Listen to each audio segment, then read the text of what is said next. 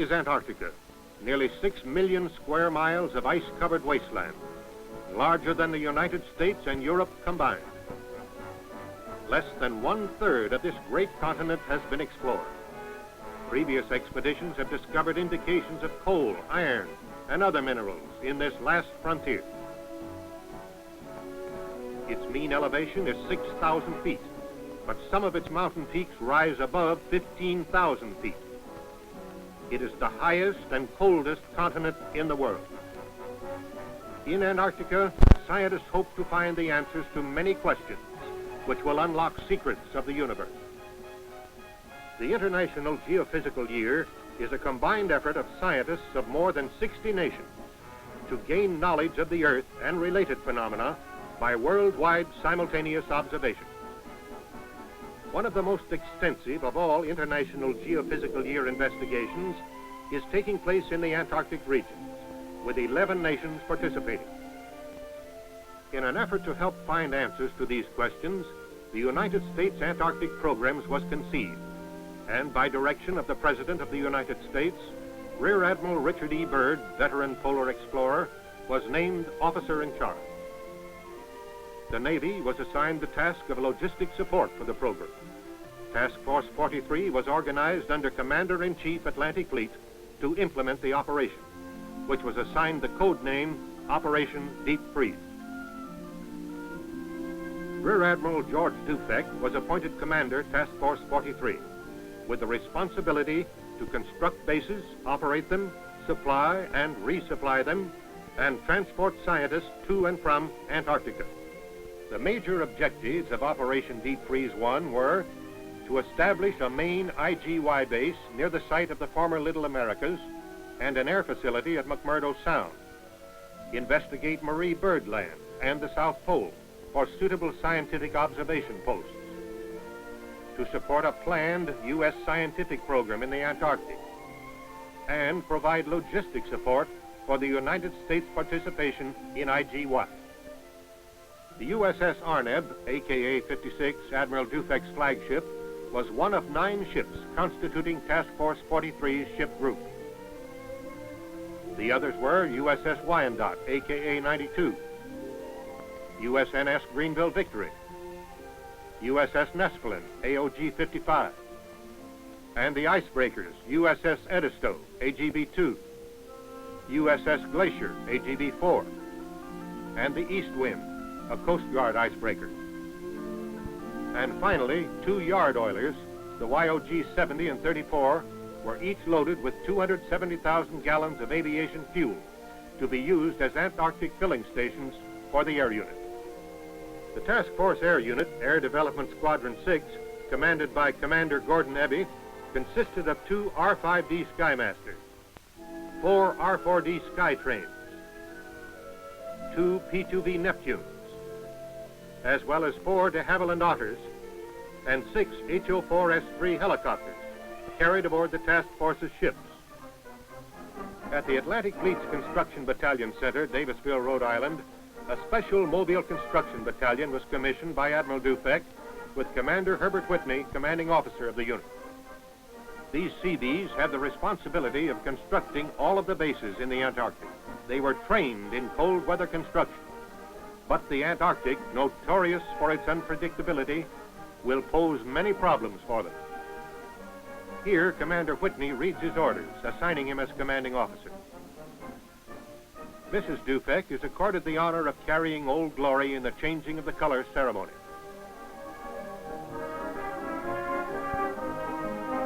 Miss Julia Hawkes, selected by the crew as co-sponsor, representing the women who must remain behind, carried the battalion flag.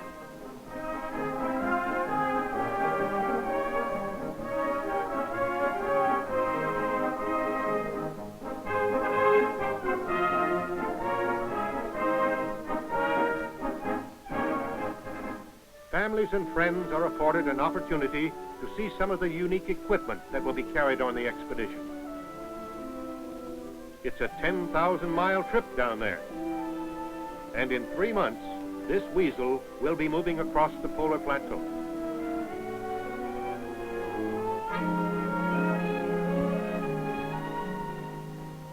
Junior checks it out, while Mom inspects this tent.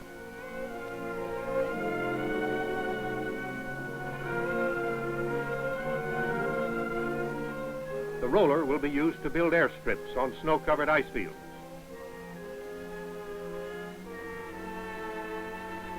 A winterized portable building.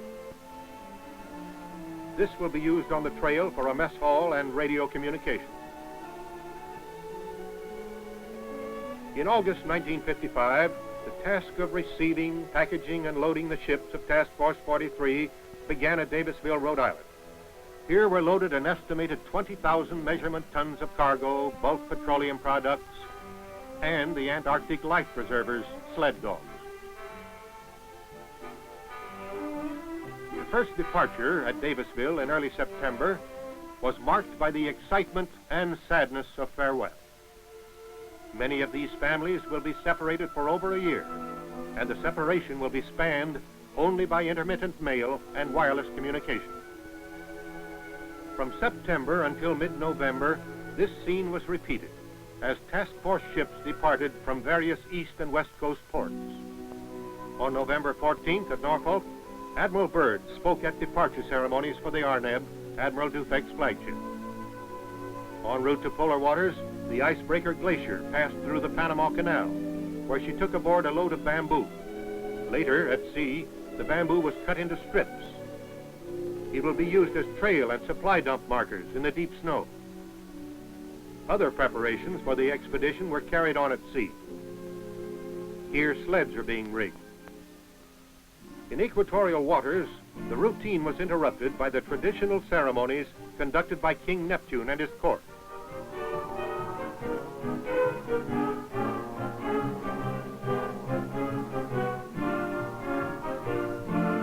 The pollywogs were put through the appropriate ritual of initiation required of all sailors crossing the equator for the first time.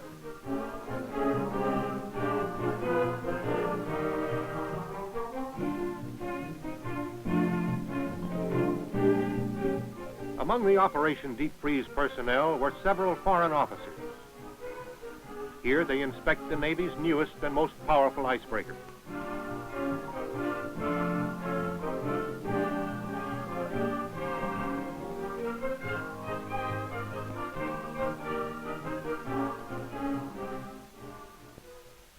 In warm tropical waters, religious services were conducted on the open deck.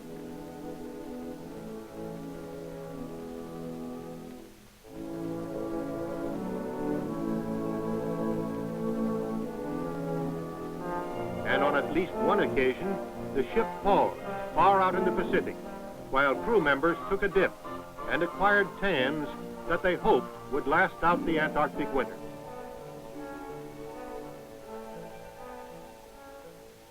The crew of the little YOGs were deprived of many of the comforts and conveniences offered by the bigger ships.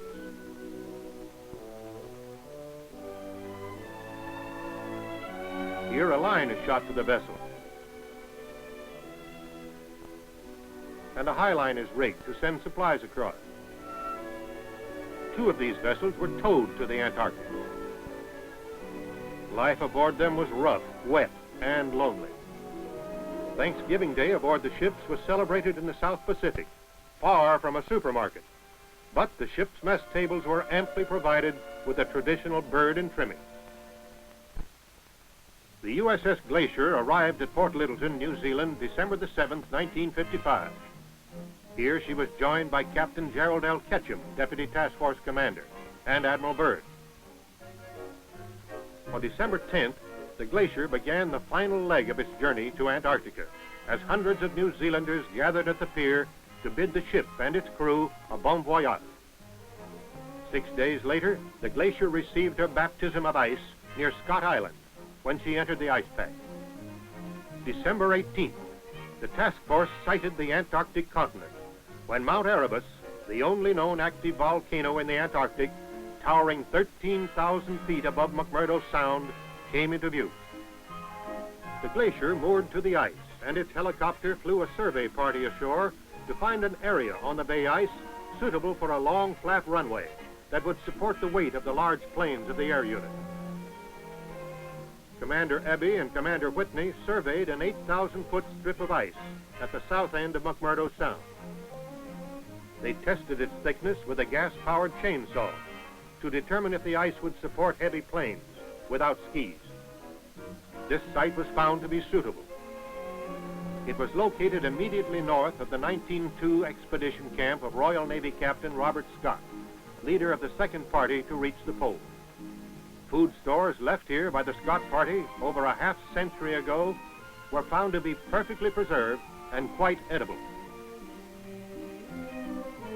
The glacier then unloaded vehicles and materials for the establishment of a temporary base camp to support Seabee and air contingents until permanent buildings were completed.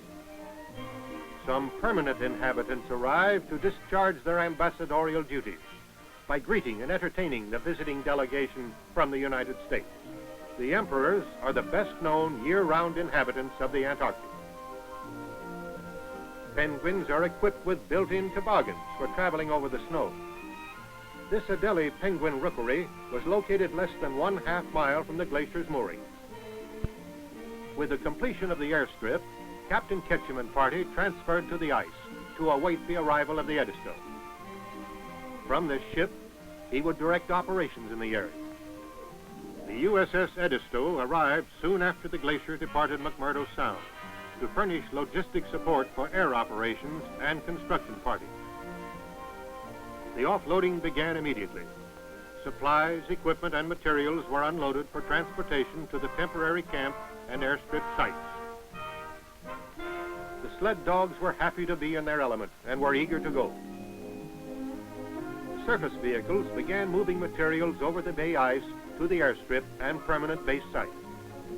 December 20, the aircraft made their fly-in, guided along the 2,200 miles by ships stationed at 300-mile intervals. 4 aircraft arrived without mishap. Headwinds forced 4 of the smaller aircraft to turn back to New Zealand. Aircraft have now flown non-stop from a large landmass into the Antarctic continent for the first time in history.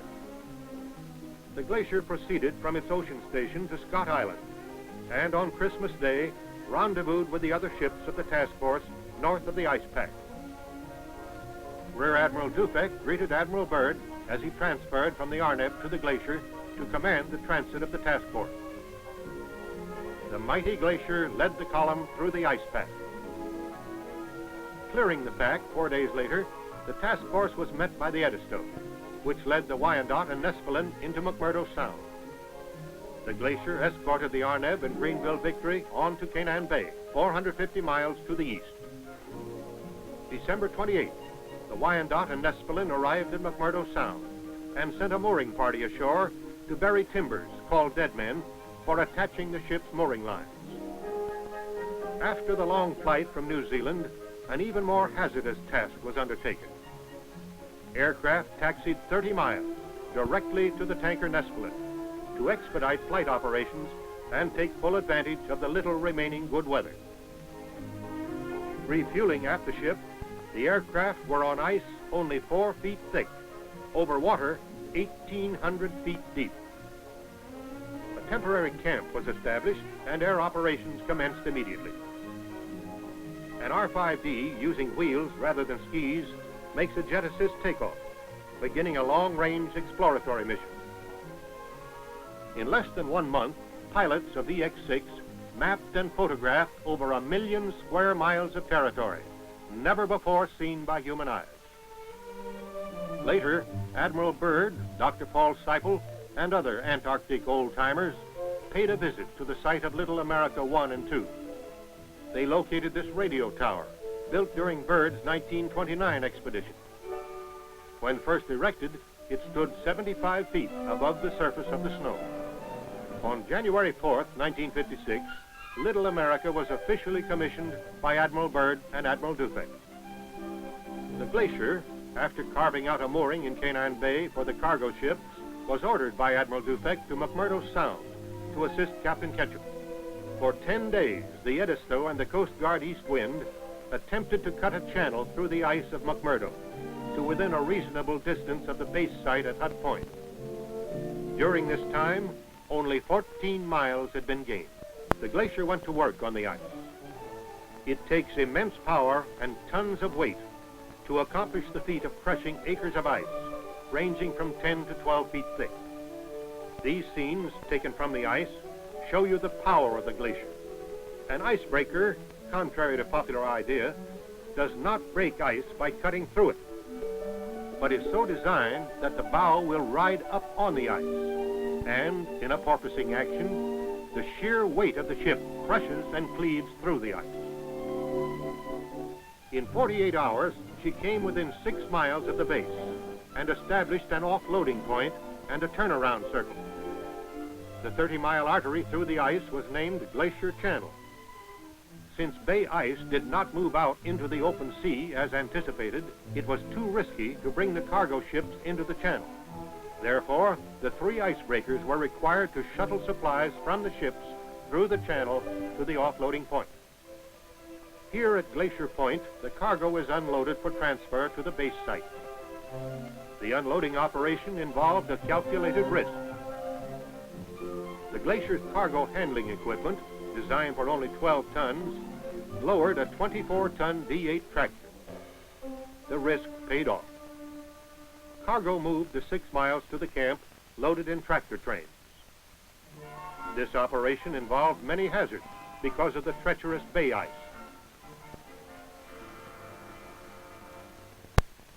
Finally, on January 14th, the first load of building materials and supplies arrived at the base site, and one of the warm weather caused melting and weakening of the ice, until finally the temporary cache was in danger. Admiral Dufek ordered everything transported to the firmer shelf ice on the double.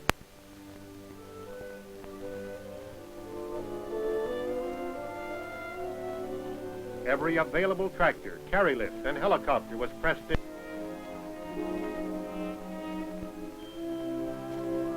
Within 48 hours, all of the cargo had been moved to 5.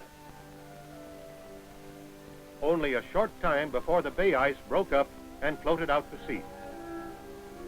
In the construction of bases, the Seabees lived up to their can-do reputation. With the building area leveled, foundations were laid for the special type buildings which would be the living, operating, and recreational facilities for a long, long winter night. Floors were laid and walls erected. They look thin, but special insulation and expert construction make them snow-tight. Roofs must be especially strong to support the heavy accumulation of snow throughout the 3 years' occupancy. Tractors cleared the area between the buildings of snow and ice so a tunnel system could be built. An elaborate tunnel system was built to connect all of the buildings and serve as storage spaces. Both here and at McMurdo Sound, 250,000-gallon fuel tanks were constructed to serve as storage for aviation fuel to be used in Operation Deep Freeze 2. When completed, these tanks were filled from the USS Nespelin, moored about 4 miles away. The problem of transporting fuel 4 miles was met by using several collapsible fuel hose storage tanks provided by the Marine Corps. This tank, when unrolled and filled, holds 10,000 gallons. Gasoline was pumped to these tanks, and by increasing the pressure at booster stations with auxiliary pumps, was finally brought to the huge fuel tank at Hut Point through portable pipelines. This experimental crevasse detector, designed to give a signal when a crevasse was approached, proved not completely reliable when used by trail parties. The loss of an otter-supporting aircraft and the failure of the crevasse detector delayed the Marie Birdland trail expedition. With winter weather setting in, the project was postponed until Deep Freeze 2. To climax the activities of Operation Deep Freeze 1, the Glacier, with Admiral Dufek aboard, made a notable cruise around the Antarctic continent. The purpose of this voyage was to locate suitable sites for more IGY stations to be established in later operations. Survey crews returning from surveying a possible site on the Knox coast experienced the sudden fury of an Antarctic blizzard, a vanguard of the fast-approaching polar winter. Their small craft fought through the icy seas to the side of the glacier and was finally hoisted safely aboard. The glacier's cruise around the continent brought Deep Freeze 1 to a successful conclusion, and she pointed her bow northward, leaving behind 73 men at the Little America base and 93 sailors and scientists at the Naval Air Facility in McMurdo Sound. With the wintering over party were 1,500 tons of supplies and materials to sustain them through the coming year of isolation from the rest of the world. Some of these materials will go into the construction of bases at the South Pole and Marie Byrd Land before ships return to the Antarctic. At the base of Observatory Hill, men prepared for the bitter cold and the violent winds of the long winter night. And at sea, the glacier plunged northward into warmer, ice-free waters.